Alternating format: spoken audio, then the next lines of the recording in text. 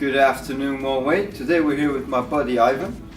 He's following our one-way strength program. Let's go! We're in week 5 at the moment. What do you think of the program, Ivan? The program is great, man. Strength gains. Tell us about progress, how you started. Did you have any, how you say it, experience with the deadlift and those kind of stuff? Well, actually, no.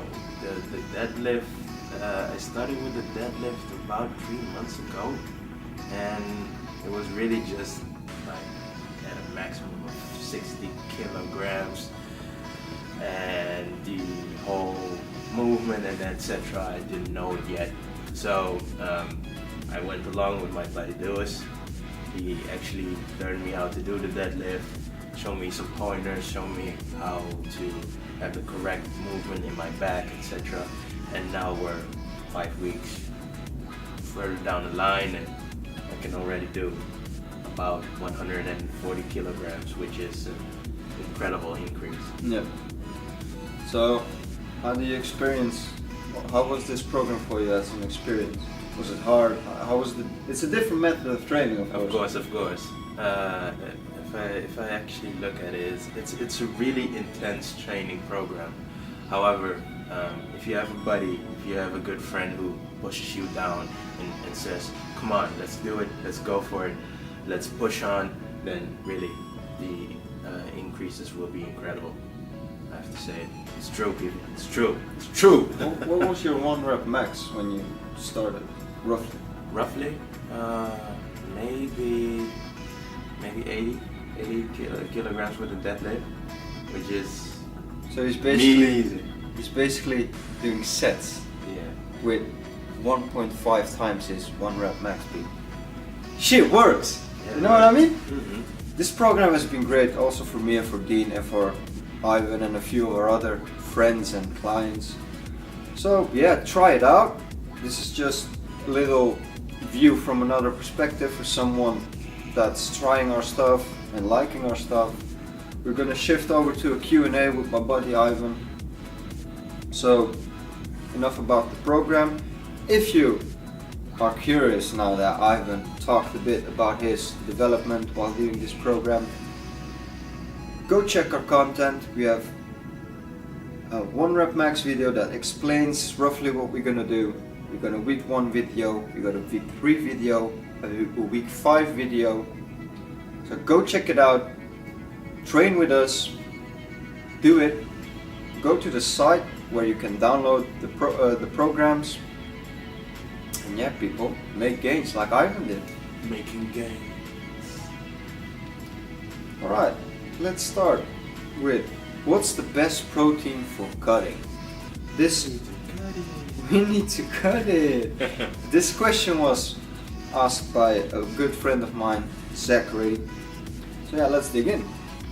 What's your intake about? What's your view about protein?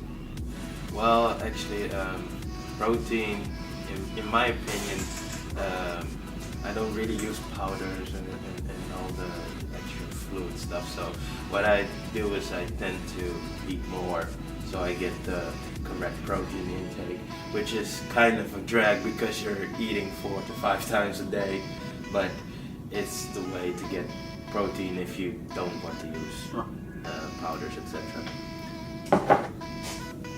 This is a good example that Ivan has given here. Protein is a supplement.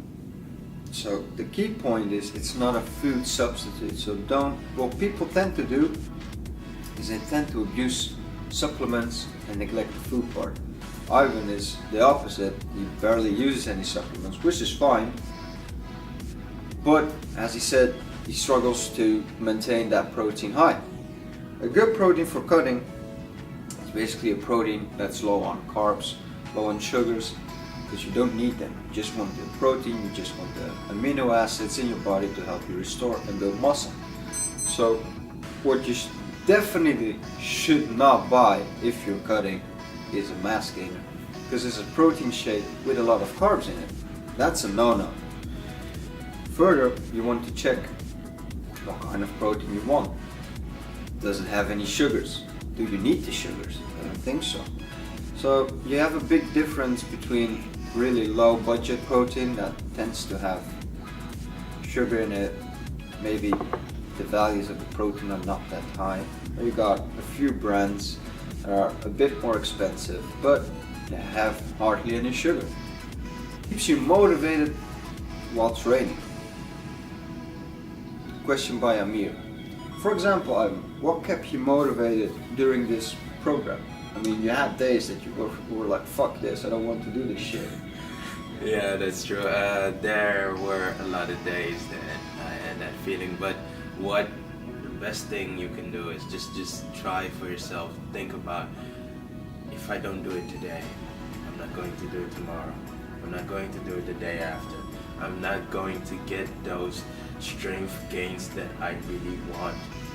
You know, those videos that you see on Instagram, that you see on Facebook, that you see on Twitter, that you see people lifting incredible weights. That's true dedication. That's actually just going every time that you have to go, that you have to do your training, that you have to go with your friends. You disappoint your friends that you don't show up. That's one thing. But also, you disappoint yourself because you just look at the mirror and then you're like, I'm not making any progress.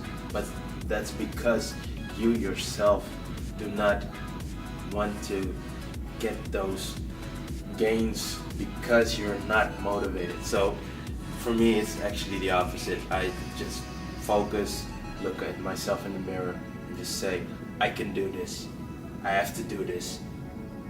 I will get that six-pack. The six-pack hype. Okay. The six-pack hype. For me, it's become a lifestyle.